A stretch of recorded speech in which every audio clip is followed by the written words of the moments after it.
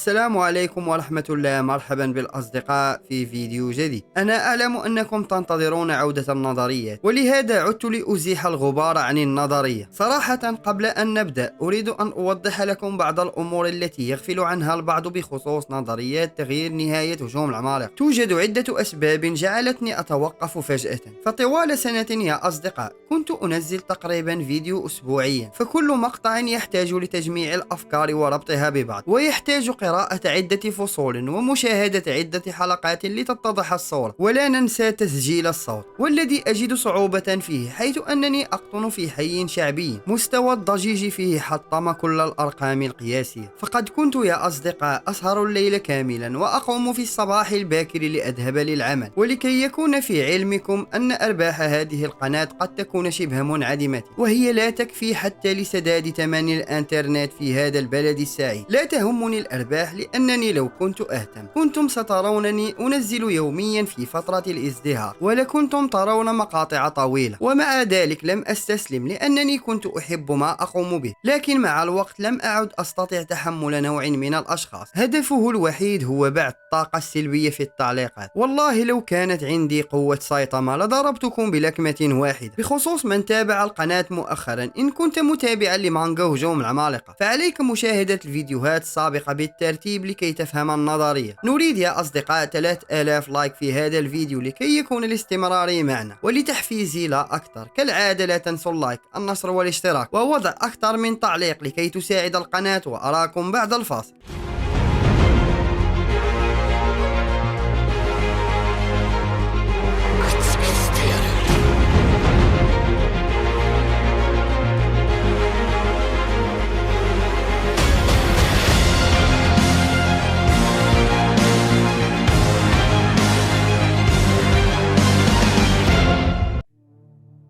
أولا وقبل البداية سنقسم الفيديو لثلاثة أقسام. قسم سنتحدث فيه عن هذا البوستر الخاص بهجوم العمالقة والذي نزله استوديو مابا قبل أسابيع من الآن. وقسم ثاني سنتحدث فيه عن أغنية سبلينتر وولف الجديدة والتي نزلت مؤخرا، بالإضافة للألبوم الخاص بالبارتي الثاني للموسم الرابع. أما القسم الثالث والأخير سنخصصه لبعض الدلائل التي تتعلق بتغيير نهاية هجوم العمالقة. ولنبدأ مع الأغاني، ومع أغنية سبلينتر وولف، وهي أغنية قديمة قام السيد كوتا ياماموتو بعمل ريميكس له. ومن لا يعلم فالسيد كوتا ياماموتو هو المسؤول عن موسيقى هجوم العمالقة للموسم الرابع. في بداية الفيديو الموسيقي نرى جميع الشخصيات والمشاهد باللون الأبيض والأسود، وهذا تلميحا للمانجا التي هي باللون الأبيض والأسود. لكن إن ذهبت يا عزيزي المتابع للثانية رقم 13 من الأغنية ستبدأ المشاهد الملونة بالظهور، وهذا هو بداية الأنمي. فإذا ركزت جيدا في تلك اللحظة بالضبط ستسمع كلمة استيقظ 3 مرات، بحيث تكون الثانية 13 مزامنة لكلمة استيقظ الثالثة، وهذا أيضا مزامنة مع مشهد استيقاظ إيرين من الحلقة الأولى للأنمي. فاستعمال 3 مرات استيقظ في الثانية 13 مع مشهد إيرين من الحلقة الأولى ما هو إلا تلميح على عودة إيرين للمرة الثالثة في الحلقة الزمنية الثالثة وهي الأنمي.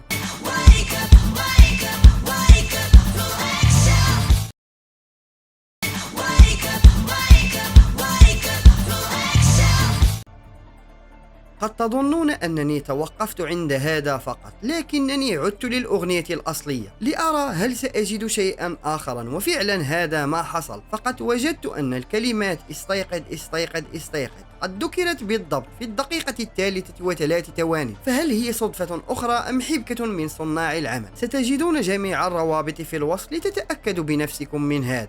الأغنية الثانية من الألبوم باسم إيلو. إيلو في اللغة البرتغالية واللغة اللاتينية تعني حلقة أو تلك الوصلات المترابطة فيما بينها لتعطينا سلسلة. وقد ظهرت السلسلة في العديد من المرات، مرة حينما حررت هيستوريا إيرين، ومرة في أغنية بداية الموسم الأول، والمرة الثالثة التي رأيت فيها السلسلة كانت في حفل لفرقة لينكيد هورايزون، وهي الفرقة التي لطالما أعطتنا أملا، وعلى ما أظن هي الوحيدة التي تعلم بنهاية الأنمي. فأبرز ما وما حصلنا عليه هو شيء تحدثنا عنه في إحدى الفيديوهات السابقة، الحلقة الزمنية اللانهائية التي ظهرت في إحدى هذه الحفلات والتي انكسرت مع النهاية. فلو لاحظتم في الأغنية أن المغني يقول تسوناغارو باليابانية وتعني اتصال، وبعدها نرى أن الحلقات تتصل فيما بينها لتعطينا الشكل النهائي رمز اللانهاية، وهم يلمحون بهذا للدائرة اللانهائية التي ستكسر على يد إيرين ييغر في نهاية الأنمي. فتسمية الأوست بإيلو ما هو أيضا إلا تلميح على الحلقات الزمنية، فهل هي صدفة أخرى أم لا؟ وحدها يومر من تعلم.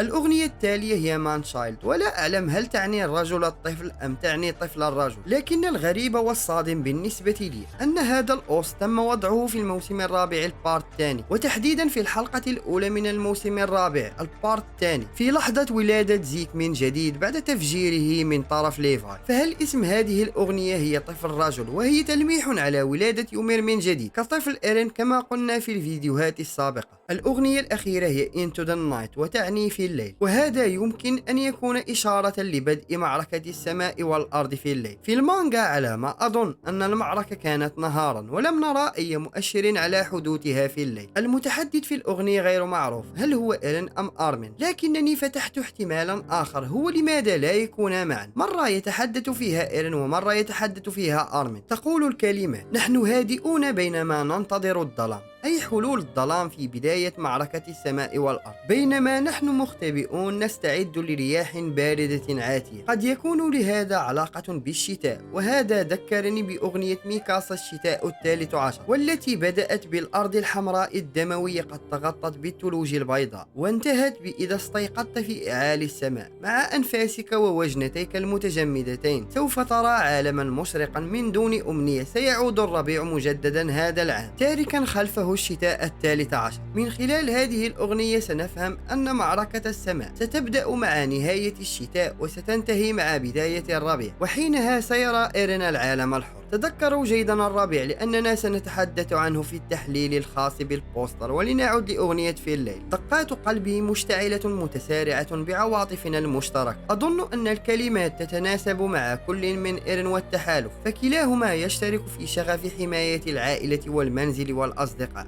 مستعدون للظلال، أي مستعدون لليل ومواجهة الهدير. أخبرتني أنه لا جدوى من المحاولة هنا، وكأن إيرين قال لآرمين لا جدوى من خطة السلام، فاستمرار الهدير هو الحل الأنسب للفوز. لكن الأسوأ هو أن لا فائدة من الاختباء هنا. أعتقد أن الأسوأ يشير إلى اضطرار إيرين للقتال أو قتل أصدقائه.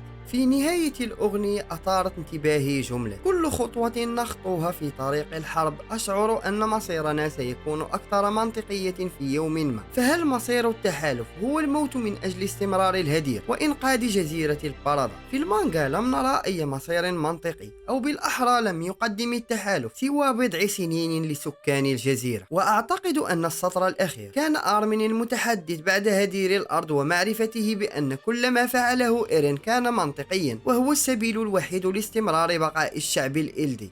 قبل أسابيع من الآن نزل استوديو مابا بوستر ترويجي، وظهر فيه كل من الثلاثي إيرين أرمين ميكاسا يتسابقون نحو الشجرة عند التل، وهي نفس الرسمة من الفصل 137. البوستر والمانجا يتشابهان في شيء واحد ويختلفان في شيء آخر. في البوستر والمانجا رأينا أرمين الأخير وميكاسا في المرتبة الثانية أثناء لحاقهم بإيرين، لكن العجيب والغريب أن في كل من أغنية الهدير الخاصة بالموسم الرابع البارت الثاني وأغنية ريد سوان كانت ميكاسا هي الأخيرة. ولكي تفهموا معي أكثر، المشهد ظهر لحد الآن 4 مرات، مرة في المانجا الفصل 137 ومرة في البوستر ومرة في أغنية الهدير ومرة في أغنية ريد سوان. فلو دققتم جيدا أن المشاهد الثابتة أي الصور تكون ميكاسا الثانية، بينما في المشاهد المتحركة المتعلقة بالأنمي تكون ميكاسا هي الأخيرة. فهل أخطأ كل من استوديو مابا وويت في كل من أغنية رامبلين وريد سوان، أم هي تلميحات على نهاية الأنمي ونهاية ميكاسا؟ الشيء الآخر الذي أثار اهتمامي في هذا البوستر أن الأرض التي يجري عليها الأبطال تبدو معشوشبة أكثر مما هي في المانجا، وسأوضح لكم لماذا هذا الاختلاف. في أغنية شينزو ساساغيو وهي أغنية بداية الموسم الثاني تظهر لنا مباني مدمرة وأرض قاحلة، وهي تطابق نوعا ما حدث في نهاية المانجا على يد تحالف العالم. لكن إن عدنا لنهاية الإندين الأخيرة للبارتي الثاني أكوما نوكو، والتي تطابق لنا نهاية الأنمي. سنرى أن الجزيرة ممتلئة بالأعشاب، بينما المباني لا تزال كما كانت عليه بعد تفعيل هدير الأرض، وهو الأمر الذي يطابق لنا البوستر. وربما هذا بسبب ترك السكان للجزيرة وذهابهم لاكتشاف العالم الخارجي.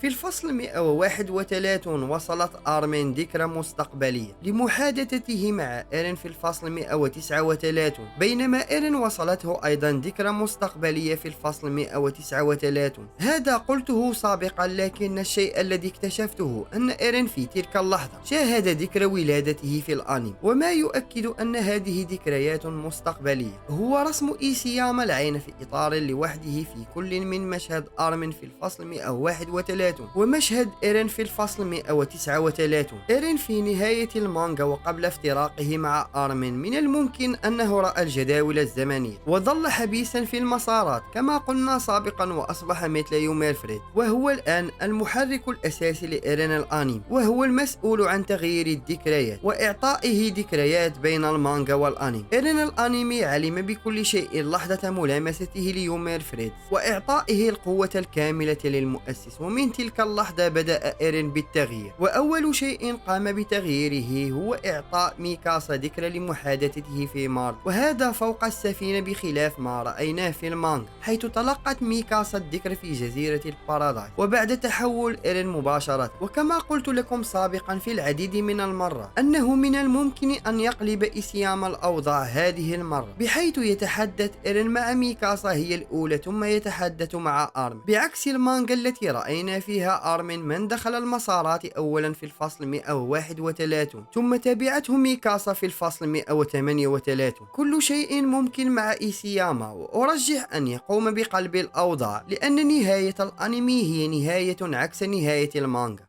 في المجلد 34 والأخير، وعلى ما أعتقد في الصفحة الأولى أو الأخيرة، توجد 3 نقاط غير مفهوم لماذا تم وضعها في المجلد، وقد تكون النقاط الثلاث هي إشارة للجداول الزمنية الثلاث. إن كان هنا من لديه المجلد فليتأكد بنفسه من هذا وليخبرنا بالتعليقات. وأيضا إن ذهبنا يا أصدقاء إلى الموقع الرسمي لهجوم العمالقة فسنراه يبدأ مع فريم أراك لاحقا، حيث تم وضعه كمقدمة للقصة، وهذا ما يزيد تأكيد أن الحلم الطويل هو الخط الزمني الأول في القصة.